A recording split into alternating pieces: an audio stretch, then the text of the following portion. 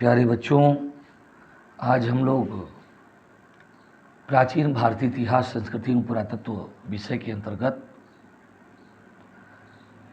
Second semester के अंतर्गत आने वाले पहले पेपर की चर्चा करने जा रहे हैं। Political history of north India, यानी उत्तर भारत का राजनीतिक इतिहास। आपने पिछले सेमेस्टर में महाजनपद और गुप्त काल के बारे में जानकारी प्राप्त की और उसका समय और जो उसमें जानकारी थी वो आयुध वंश तक थी। तो आयुध वंश वही था जहां से प्रतिहार सत्ता की शुरुआत होती है। तो आपने पिछले वाले क्लास में कश्मीर के राजवंश कारकोट राजवंश के बारे में पढ़ा, हर्षवर्धन के बारे में पढ़ा, मौखरियों उत्तर गुप्तों के बारे में पढ़ा, यशोवर्मा के बारे में पढ़ा और आयुध वंश के बारे में पढ़ा था। अब आपकी कहानी शुरू होगी वहीं से जहां से आयुध वंश का विनाश के तत्व छिपे थे, यानी लगभग 750 ईस्वी से लेकर के 12वीं सदी ईस्वी तक का समय। देखिए, ऐसा है, आपको तो पता ही है सब कुछ कि यूनिट फर्स्ट जो है आपको दिखाई पड़ रहा है, rise and fall of Pratihara and Palas. तो यूनिट फर्स्ट में हम लोग पाल और प्रतिहारों के बारे में पढ़ेंगे। एक की राजधानी उज्जैन थी, दूसरे की राजधानी मुंगेर के क्षेत्र के आसपास थी, यानी मालवा और बंगाल, और इनके बीच में जो तीसरी शक्ति थी जिसको लेकर के लड़ाई हो रही थी वह थी कन्नौज, जहां पर आयुध वंश के लोग शासन कर रहे थे। और इसी को लेकर के एक तीसरी दक्षिण की शक्ति भी सामने आती है, वह राष्ट्रकूट, जो आपको सेकंड पेपर में पढ़ना है। तो चलिए हम बात करेंगे पाल प्रतिहारों की। क्या पढ़ना है इसमें? Origin and the rise of Pratihara, Pratihara राजवंश की उत्पत्ति संबंधी जितने भी मत हैं उसको आपको पढ़ना है।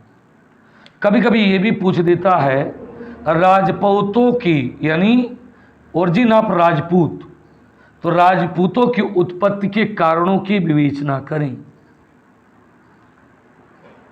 और जब प्रतिहारों की बात करेगा तो ओरिजिन यानी प्रतिहारों का कैसे उत्पत्ति हुई, कैसे उन्होंने अपना विकास किया।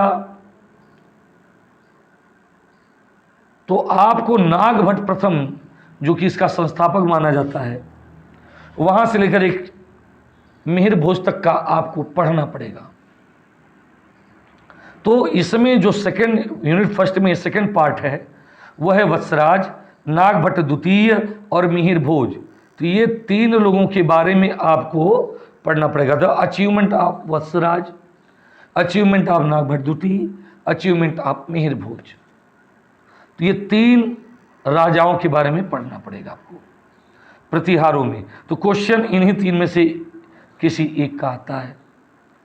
अगला है फॉल ऑफ प्रतिहार, प्रतिहारों के पतन के कारणों की विवेचना करें। टीचर पढ़ाते हैं लेकिन आमतौर पे इसे क्वेश्चन नहीं आता, लेकिन एक शिक्षक को सभी पक्षों की जानकारी देनी चाहिए। अगला है fourth number, rise of Palas up to Devapala. तो पालों की उत्पत्ति गोपाल से लेकर देवपाल तक, ये इतिहास आपको पढ़ना है, जिसमें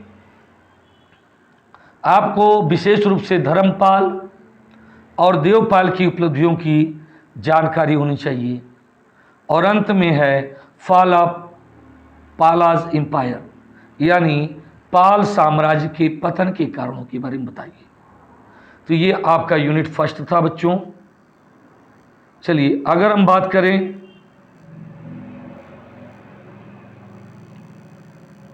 अगला यूनिट सेकंड के बारे में हम बात करेंगे। यूनिट सेकंड है the history of Kashmir and north west India. तो अभी तो पिछले सेमेस्टर आपने कारकोट वंश पढ़ा, ललितादित्य मुक्तापीठ के बारे में पढ़ा। अब आपको पढ़ना है उत्पल डायनेस्टी, इसमें आपको दिद्दा तक का जानकारी, तो कश्मीर के राजवंश का वर्णन करें या एक संक्षिप्त निबंध लिखें, write an essay on Kashmir empire, या फिर कभी कभी उत्पल डायनेस्टी से आप क्या समझते हो, उत्पल वंश से, या लोहार डायनेस्टी जो संग्राम राज के द्वारा लगाया गया था और यह स्थापित था, तो उसके बारे में क्या जानते हो। तो राज तरंगड़ी, कल्हड़ की राज तरंगड़ी, उसमें बहुत सारी जानकारी है। और एक पुस्तक है श्रेणी युग, द क्लासिकल एज के नाम से है, आर.सी. मजूमदार का, वहाँ से भी जानकारी मिल जाएगी।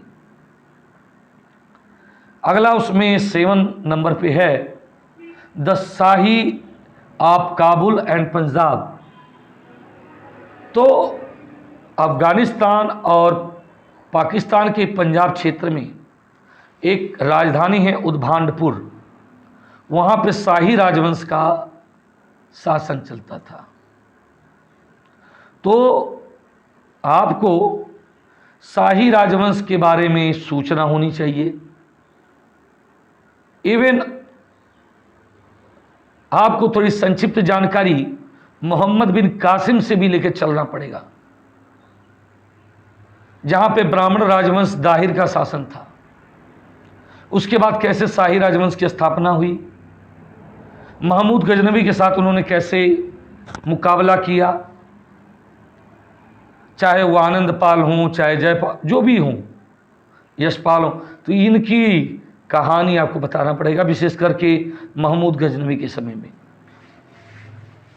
ठीक है। यूनिट 3 की बात करें, the Chandelas and Kalachuri of Tripuri. देखिए history of Chandelas up to Vidyadhara. कुछ लोग परमर्दी देव तक पढ़ा देते हैं, लेकिन बीएचयू में आपको विशेष रूप से हर्ष के बारे में, चंदेल नरेश हर्ष, वो हर्ष नहीं पुष्यभूति वंश का, वर्धन वंश का नहीं, चंदेल वंश के हर्ष, यशोवर्मन चंदेल, ठीक है, ध्यान रखिएगा, कन्नौज का यशोवर्मन नहीं।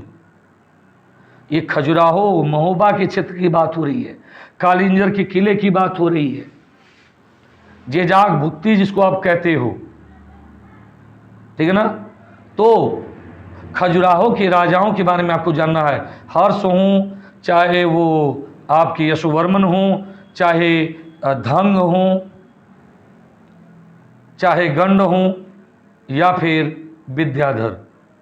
विद्याधर से और धंग से ज़्यादा क्वेश्चन पूछे जाते हैं, और यशोवर्मा है, ये 3 इंपॉर्टेंट है, इसको पढ़ना पड़ेगा आपको। तो इनकी अलग अलग अचीवमेंट आपको पढ़ना पड़ेगा। अगला history of Kalachuri up to Lakshmikarna. देखिए कल्चुरियों के उत्पत्ति के विषय में बताते हुए, देखिए आप लोग महाजनपद काल में जानते होंगे किसके बारे में, हाय वंशियों के बारे में। सहस्त्रार्जुन का नाम सुने होंगे, शिशुनाग का नाम सुने होंगे। तो यही हैं हाय वंशी, जो खारवेल बीसी वंश का था। लेकिन हम बात करेंगे त्रिपुरी के कल्चुरियों की, तो थोड़ी पृष्ठभूमि में हाय वंशियों का इतिहास बता सकते हैं। तो त्रिपुरी इनकी राजधानी थी। इसमें आपको 2 राजाओं को पढ़ना पड़ेगा, एक तो है गांगेय देव, ठीक है ना, और दूसरा आपको पढ़ना पड़ेगा लक्ष्मीकरण, ठीक है ना। तो परमाणु के साथ संबंध, सोलंकियों के साथ इनका क्या संबंध था, ये चीज़ आपको जानना पड़ेगा। अब फाल ऑफ कल्चुरी, कैसे कल्चुरियों का अंत हुआ, ये भी आपको बताना पड़ेगा। ठीक, ध्यान रखिएगा, ये कल्चुरी बाद में, जो पहले कभी ये चंदेल और कल्चुरी थे, प्रतिहारों के सामंत थे। प्रतिहारों के पतन के साथ इनका उदय होता है, और इनकी लड़ाई परमाणु के साथ बहुत होती है। इनकी शत्रुता चोलों से होती है, लेकिन इनके कल्चुरियों के संबंध जो थे वो राष्ट्रकूटों के साथ ज़्यादा है। चाहे कृष्ण द्वितीय हों, चाहे इंद्र तृतीय हों, चाहे जो कोई भी, क्योंकि इनके बीच में वैवाहिक संबंध था। खैर आगे बढ़ते हम लोग यूनिट 4 की बात करेंगे। इसमें परमाराज एंड मालवा, मालवा के परमार और गुजरात के चौलुक्य, इनको क्या कहते हैं बेटा? चौलुक्य, चालुक्य नहीं, चौलुक्य, जिनको आप लोग सोलंकी वंश के नाम से भी जानते हैं। तो हिस्ट्री ऑफ परमाराज अप टू भोज। देखिए परमारों में आपको वाकपति मुंज, इसकी स्थापना तो आपको पता है उपेंद्र कृष्णराज ने किया था। वाकपति मुंज, इसकी विशेष रूप से तैलभ द्वितीय से शत्रुता थी, कल्याणी का शासक। और इसके अलावा सिंधुराज, जिसको नव सहसांक के नाम से जाना जाता है, इसी पे नव सहसांक चरित्र पद्मगुप्त के द्वारा लिखा गया था। और राजा भोज, आपने तो सुना होगा इनके बारे में, जब ये मर जाते हैं तो एक बड़ी अच्छी कविता सुनाई पड़ती है।